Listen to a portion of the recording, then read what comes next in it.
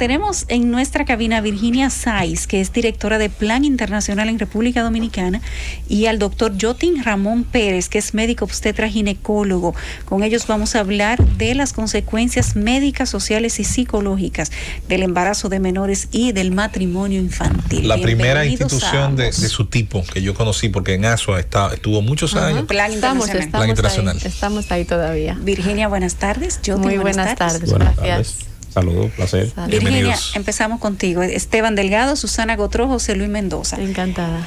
Cuéntame de cómo recibe Plan Internacional, que ya ha hecho diversos estudios, campañas educativas, etcétera, para tratar de concienciar a la población en contra del matrimonio infantil, de los daños y de los abusos que se cometen en nombre de algo que ni siquiera es legalmente establecido como un matrimonio, porque no te puedes casar con una persona que no sabe ni el compromiso que está asumiendo para ti. Y luego voy con Yotin con las consecuencias físicas. Muy bien, muchísimas gracias por la invitación y sobre todo en este momento que el matrimonio infantil parece que está de moda, ¿no? Que todo el mundo... Gracias a Dios. Bueno, gracias a Dios sí, yo creo que después de todo el trabajo arduo que hemos venido haciendo, ¿no? Sobre todo desde Plan Internacional y desde otras organizaciones, durante los casi 4 años lo que hemos intentado es llegar al día de hoy, ¿no? Que el matrimonio infantil se vea como lo que es, un problema de Estado y que tiene que tener una prioridad y una mirada desde las políticas públicas. Lo que está sucediendo con el matrimonio infantil en este momento es muy positivo, pero solo hay que recordar que es un primer paso, ¿no? El que se aborde de forma legal es algo muy necesario, pero no es la única solución, ¿no? Es el marco legal. Es el primer paso, es simplemente decir como Estado que no queremos reconocer, no queremos ser cómplices, no queremos que nuestras leyes sean cómplices del abuso infantil. Pero a partir de ahí hay un arduo trabajo que hacer, porque realmente si hoy en día República Dominicana tiene estas estadísticas tenebrosas de un 37% de las menores que se casan antes de los 18 años. Al menos de lo que se registran.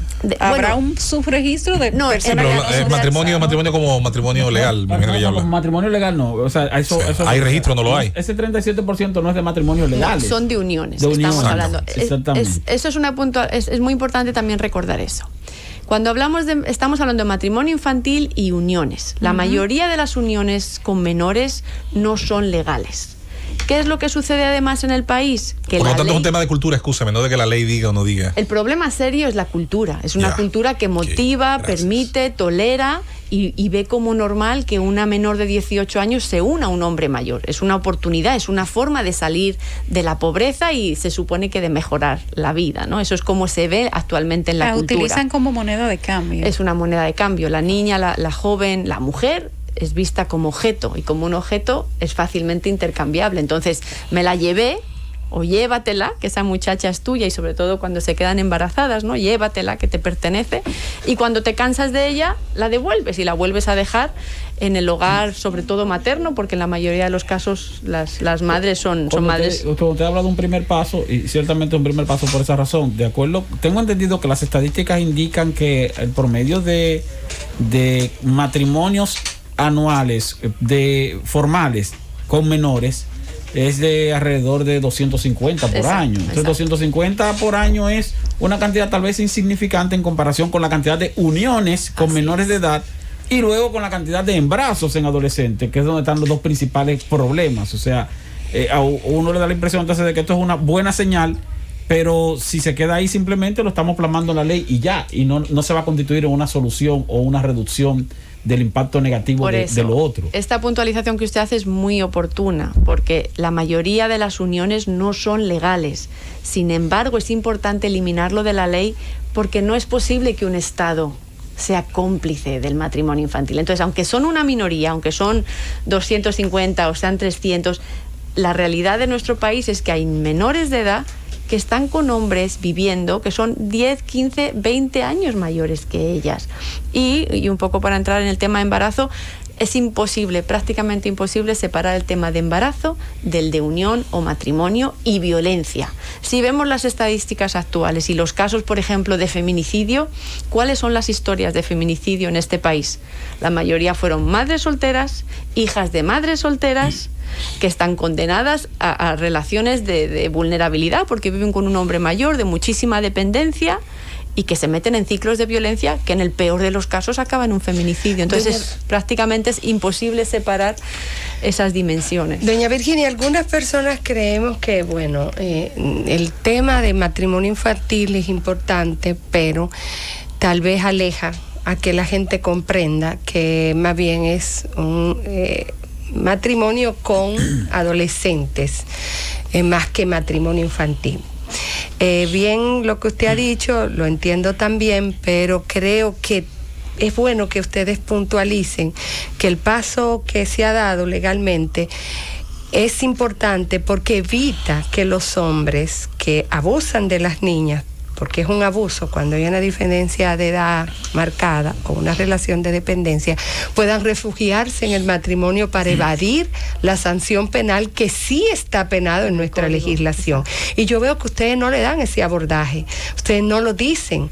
Y yo creo que esa es la mayor justificación del paso que se ha conseguido hoy por unanimidad. Sí. Evitar que sea el refugio para evitar o para que el hombre pueda sustraerse de la persecución penal. ¿Por qué ustedes no lo enfocan de esa forma? Mira, la estrategia y la prioridad ha sido durante este tiempo, primero, lograr que el matrimonio infantil o las uniones se vean como un problema. Lo que Plan ha estado haciendo durante estos 3, casi 4 años ha sido, en base al trabajo que hacemos en las comunidades, sobre todo en el sur del país, evidenciar a partir de estudios que es una realidad y que es un problema.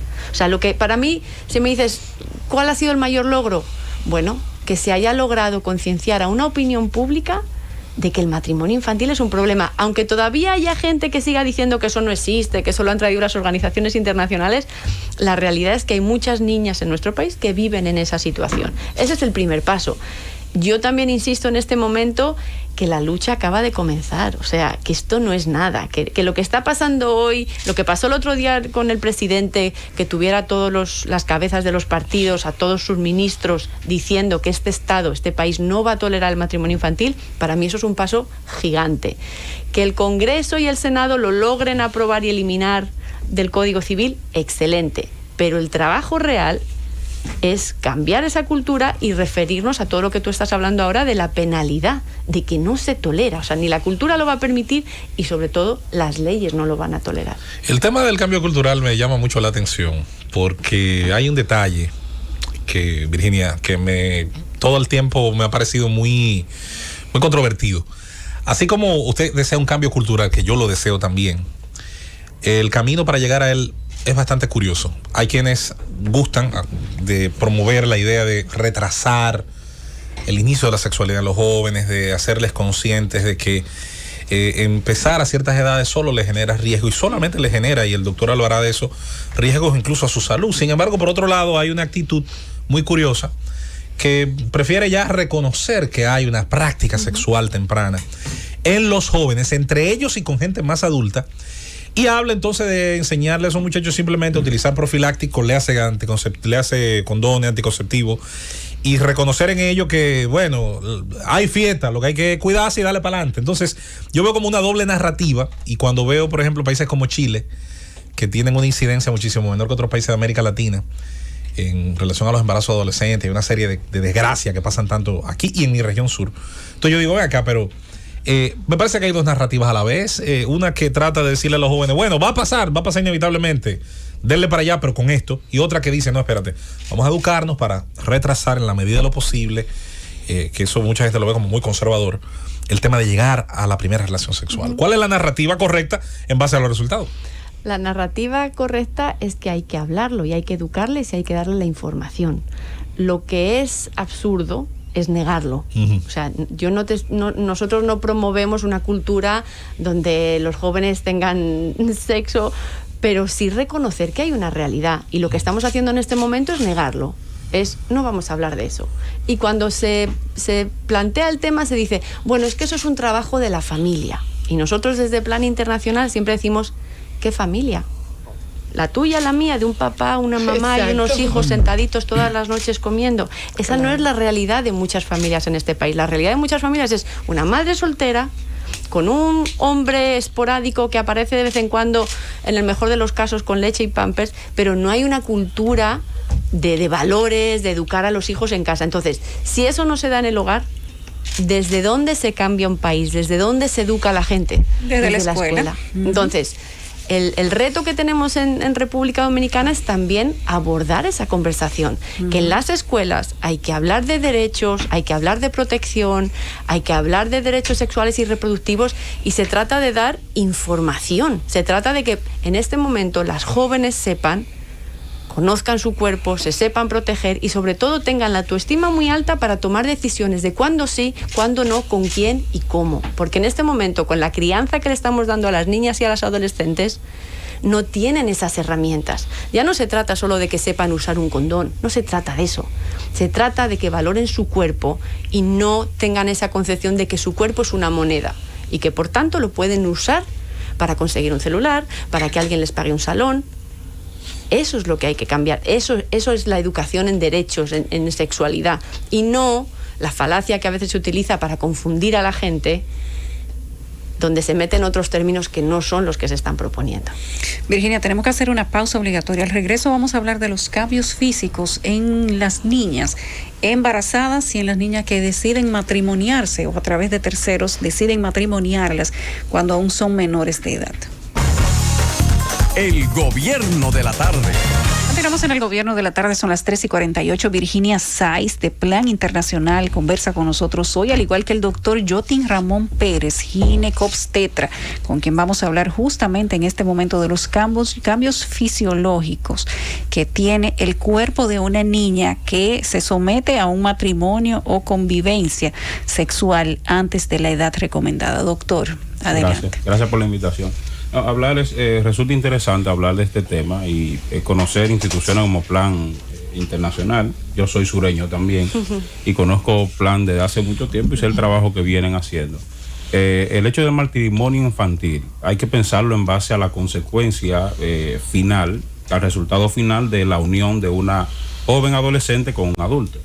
¿Qué podemos esperar en la convivencia de una relación de una joven con otra pareja, con un varón? Un embarazo.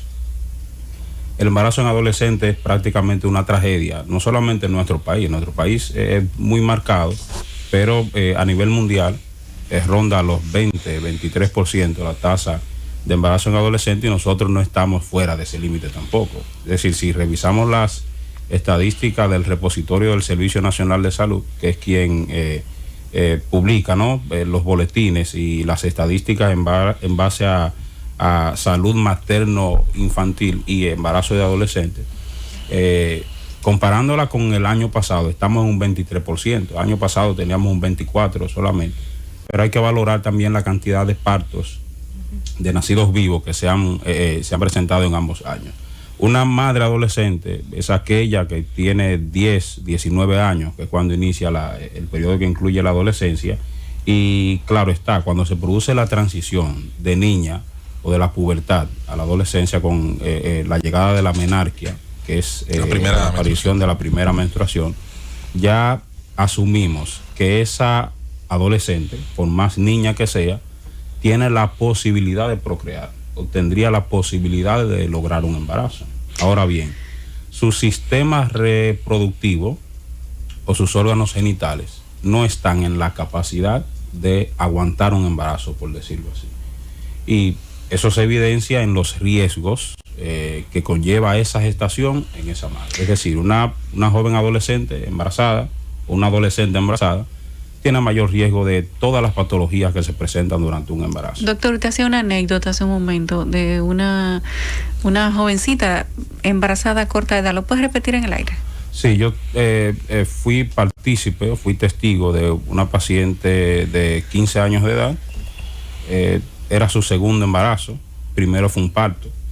Tuvimos que hacerle una cesárea por una desproporción cefalopélvica. Esto es cuando no coinciden la cabeza del bebé o los diámetros cefálicos del bebé con la pelvis de la madre, porque una joven 15 años tiene una pelvis muy estrecha. Tuvimos que hacerle cesárea. No sé cómo se logró el parto anterior, porque ella refirió que tenía un parto, pero a la evaluación determinamos que la pelvis no era adecuada. 15 años.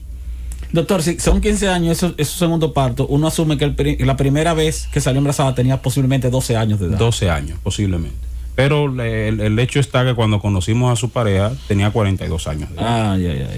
25 años. Cuando interrogamos, nos encontramos años. con el drama de que ella salió embarazada de ese señor a los 11 años de edad y sus padres le entregaron. Oye, eso. Tenga, hágase responsable. Y él se hizo responsable. Llévatela. 11 años, pasó un tiempo, a O los sea 15 años volvió con otro embarazo. él sedujo a una niña de 11 años de edad, que es una bebé prácticamente. Ese es el día a día. si podemos Eso es decir. un acto ilegal. Sin Eso es embargo, fíjate que seducción. los padres de la niña Se la entregaron. asumen que si él se encarga de ella, ya honró. cumplió. Ya la honró. Exacto, eso es una forma como de legalizarlo, ¿no? Sí. Como de honrarlo, como dice. Un asunto como decimos. cultural. Muy en el sur. Sí, Doctor, sí, ¿cuáles sí. son las Y el Código Penal lo permite, o sea, Sí, si claro. te El casas actual con lo ella, permite, sí. Claro. No hay consecuencias para Bueno, eso. ya no, porque ya se aprobó por... Bueno, Sí, falta el sin embargo, Senado. todavía. Falta el sin embargo, Senado, Virginia, doctor. el código hace referencia como quiera al matrimonio legal a partir de los 15 años, o hace referencia todavía. No a partir de los 12, no a partir de los Sí, 11, como que exacto. se está dando eso con frecuencia. Que ya eso no está ni siquiera y amparado. no en se la dan ley. ni siquiera matrimonio. Doctor, ¿cuál es la complicación mayor de un embarazo en una adolescente, tanto para el embarazo, para el desarrollo del embarazo, como posterior? La preeclampsia, trastorno hipertensivo del embarazo. Generalmente. Son más frecuentes en ambos extremos de la vida, de por sí. Muy Pero- viejas y muy jóvenes. Exacto, pero los trastornos hipertensivos del embarazo tienen varias entidades. Por ejemplo, en pacientes en los extremos mayores, pacientes después de 35 años, tienen riesgo de hipertensión crónica. Pero pacientes adolescentes tienen riesgo de preeclampsia, que la preeclampsia es la primera causa de mortalidad materna a nivel mundial. La preeclampsia junto con las hemorragias o con los sangrados Y postparto. y la eclampsia también. Y la eclampsia cae dentro, pero ya es una complicación neurológica donde aparecen convulsiones y se da como una complicación de la preeclampsia. Ahora bien, una adolescente tiene 6 veces más riesgo de padecer de preeclampsia que una mujer en edad reproductiva. Wow.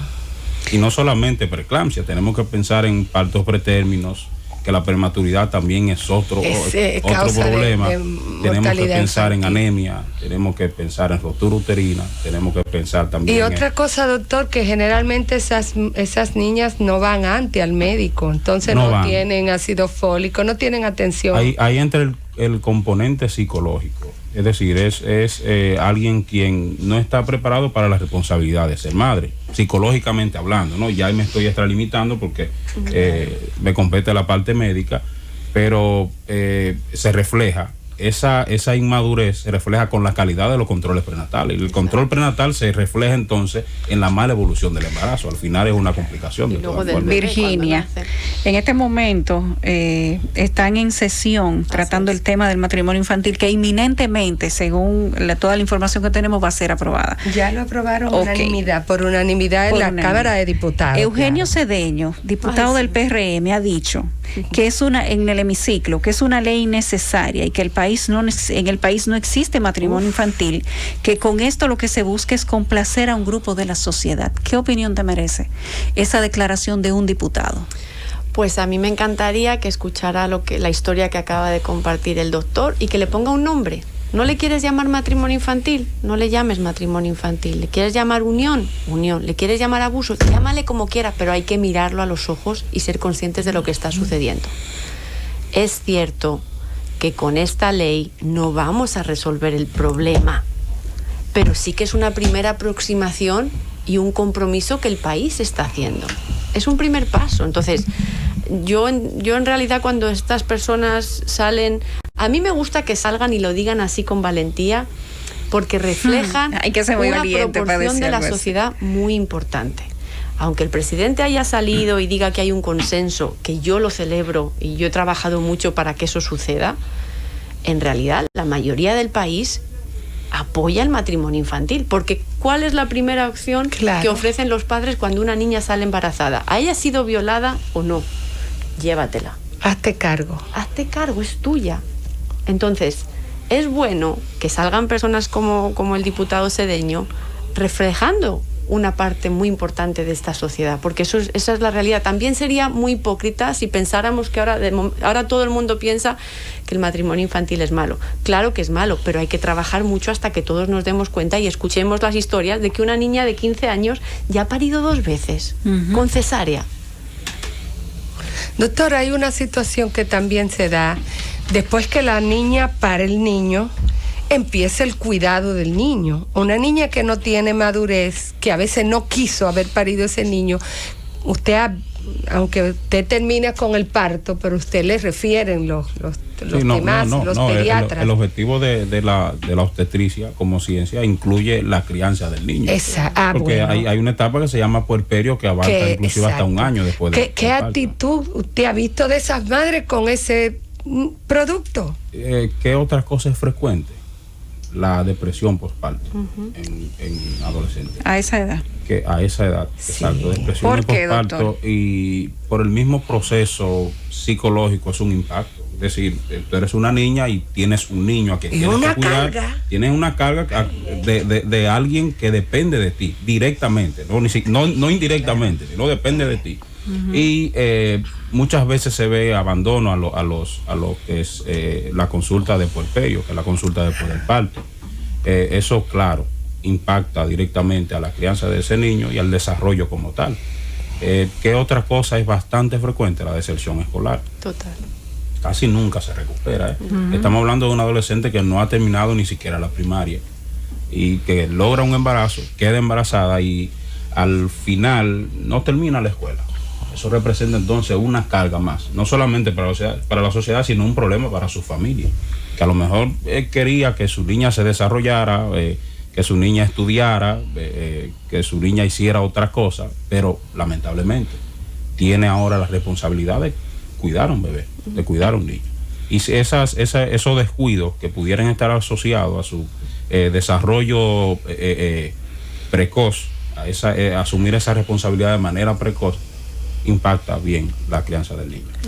Doña Virginia, aquí se está dando algo que yo lo he notado mucho y que tal vez no se habla mucho de eso. Antes se veía eso mucho, pero el hombre se llevaba a la muchacha, aunque no fuera lo ideal, pero se la llevaba.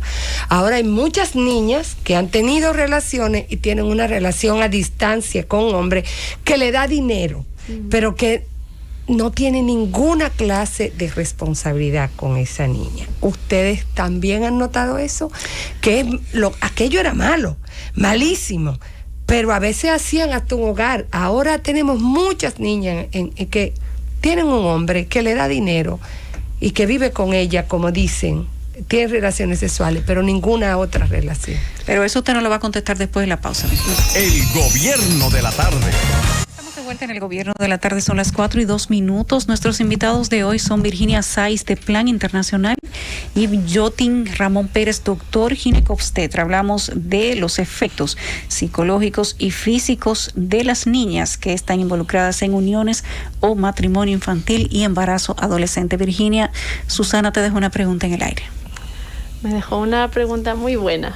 Y ahí la respuesta es la cultura, porque lo que estamos viendo con el tema de que se la llevan, de que se casa o que intercambien su cuerpo a cambio de algo, si lo analizamos bien, no es una cultura exclusivamente de la pobreza. Y eso es algo que también en nuestra sociedad ahora mismo nos da mucho miedo mirar y confrontar. El hecho de que una niña, por ejemplo, de Elías Piña, se entregue su cuerpo a cambio de un celular o a cambio de que le compre unos zapatos nuevos o que la alisen el cabello, es exactamente la misma manifestación que vemos en nuestra calle, en nuestra capital, en Piantini, cuando una mujer de clase media o alta intercambia su cuerpo por una jipeta. Es lo mismo. Es lo mismo. Entonces, por eso tenemos que abordarlo como un problema cultural, porque se podría decir, bueno, es que la pobreza las lleva a eso. Mentira. Y cuando eres una mujer que estás bien, intercambias tu cuerpo porque te pongan unos pechos nuevos, ¿cómo llamas a eso? Aquí le llamamos chapear y parece que... Y lo hablamos así, como con gracia, con diversión, pero es exactamente la misma cultura, donde la mujer es un objeto y tu moneda, tu intercambio, tu herramienta es tu cuerpo. Entonces, desde la crianza les estamos diciendo a las niñas, y sobre todo en contextos más pobres incluso más, que lo mejor que te puede pasar en la vida es encontrar un hombre que te mantenga. Entonces, cuando tú tienes 12 años y el mensaje que te están metiendo constante es: lo más importante es que te veas bonita, arregla tu cuerpo, ponte ropa sexy, búscate un hombre. Cuando aparece el hombre, ¿por qué le vas a decir que no? Pero si es que te han entrenado para eso. Y a la inversa, tenemos a jóvenes, tenemos a niños que desde que son pequeños se les está entrenando para eso. O sea, aquí a un niño de 5 años se le pregunta: ¿cuántas novias tienes? No le preguntan: ¿te gusta alguna amiguita? ¿Cuántas novias tienes? O sea, desde que son pequeños a los niños varones les estamos inculcando que es bueno que tengan más de una mujer. Entonces, por eso hablamos de cultura. Hay que irse a la crianza de qué mensaje les estamos dando a los niños y a las niñas, y que se reproducen exactamente igual independientemente del índice económico. Lo único que cambia, obviamente, son las oportunidades. Una niña de clase media que se queda embarazada, su familia tiene otras herramientas y es más probable que continúe estudiando. Si eres una niña pobre, obviamente no tienes ninguna posibilidad. Yo creo que agregando también que hay que procurar el hecho de la educación sexual. Y no solamente establecerlo, sino en familia. Hablarle a sus hijos, orientarle, decirle: mira, tú comenzaste a ver tu menstruación, decirle qué es la ovulación y decirle que puedes quedar embarazada. Eso no quiere decir que su hija esté teniendo relaciones, pero debes orientarla en ese sentido. Que otra cosa también que creo que debe ir de la mano con todo lo que plantea la ley contra el matrimonio infantil, el acceso a los métodos de anticoncepción. Están ahí, están disponibles. Las instituciones públicas los tienen disponibles también, pero aquí hay un tabú con esos métodos anticonceptivos y es la única forma que tenemos, médicamente hablando, de evitar un embarazo. Doctor, ¿cuáles serían las consecuencias o cuáles son? Porque una niña que se embaraza a los 11 años es porque o salió embarazada al primer intento o inició una actividad sexual muy temprano. No crea, porque yo conozco casos de hermanitas de 15, 16 años que llevan a buscar un método anticonceptivo a la hermanita de 11 y de 12 que tiene un año teniendo relaciones. Y no ha salido embarazada. No. Y ahora fue que vio su menstruación. Oh. Así mismo, así de chocante como suena. O sea, niñas que comienzan una actividad sexual antes inclusive de tener una formación biológica. Antes de la menarquia. No sé qué contestar a eso. Antes de la menarquia. Así de chocante como suena, así le puedo decir que es una realidad. Una pregunta, ¿qué podrían ustedes ver a corto y mediano plazo? Venía pensando, de hecho, en eso cuando venía hacia la emisora. Si ponemos una vara que yo creo que toda la sociedad debe estar, y si no lo está, de acuerdo, matrimonio, 18 años en adelante. Ahora, dada esa situación cultural que reconocemos existe y que tenemos que desmontar, y como todo proceso de desaprender toma tiempo, ¿qué efecto podría tener, doctor y Virginia, en relación al tema de ese grupo, ese rango, vamos a decir, etario, 15, 18, que era donde la ley permitía un margen, ¿no?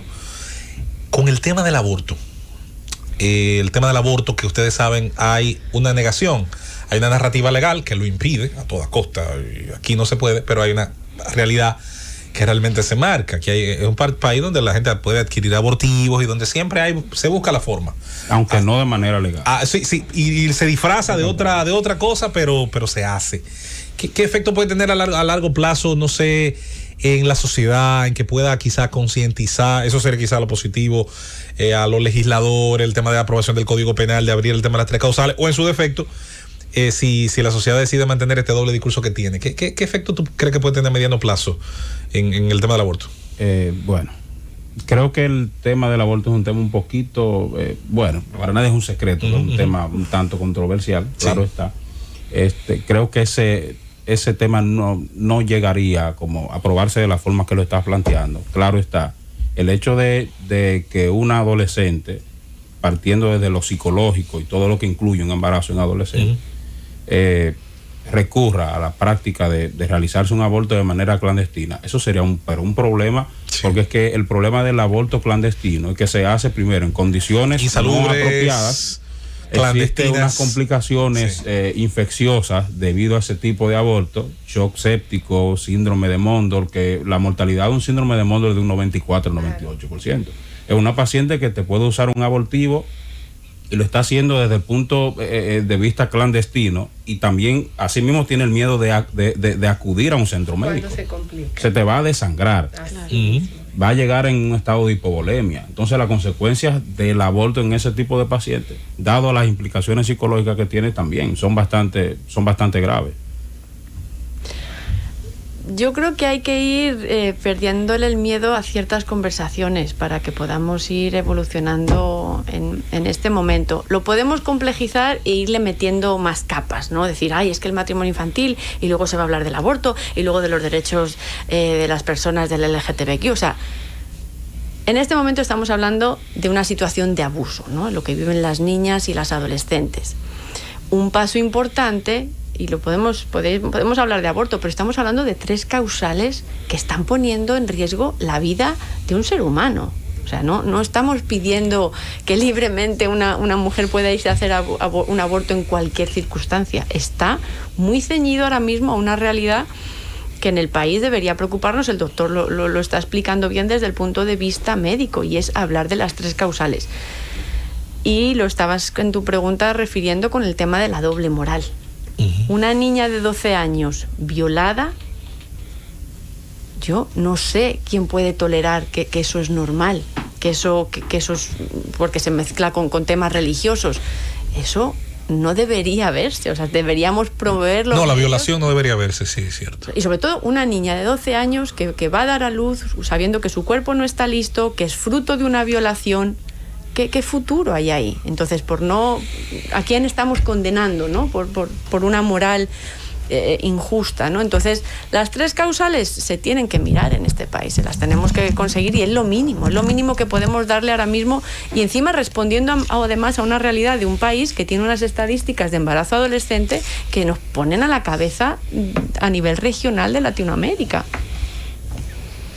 Bueno, doctor Yotin Ramón Pérez y Virginia Sáiz de Plan, gracias por haber estado con nosotros. Siempre es un placer tener a Virginia por aquí. Al doctor esperamos tenerlo más frecuentemente también. Gracias. Y sin duda que escucharlos hablar a ustedes, y creo que nosotros todos coincidimos en esto, es traer a la mesa una realidad que mucha gente vive a diario, pero que nosotros y mucha gente más solamente lo ve por los medios de comunicación. Exacto, y un poco lo mencionabas tú, ¿no? Es acercarlo a la realidad. Además, no están tan lejos de nosotros. Si cualquiera de nosotros estamos aquí, pregunta. No, ya yo le conté lo que si le preguntas, por ejemplo, a tu empleada, o pregunta a alguna amiga, o sea, todos tenemos muy de cerca un caso conocido, historias de casos, y es algo que se está reproduciendo de generación en generación. Mientras tanto, apelar a la orientación, educación con sus hijos, orientarlos, hablarle las cosas como son. Si quieren figurarle una manzana o un árbol, como quiera, pero el hecho es que la orientación es fundamental en la prevención de embarazo en adolescentes. Muy bien, gracias a Virginia Sáiz de Plan Internacional y al doctor Yotin Ramón Pérez, que es médico ginecobstetra, por haber estado con nosotros en el Gobierno de la Tarde.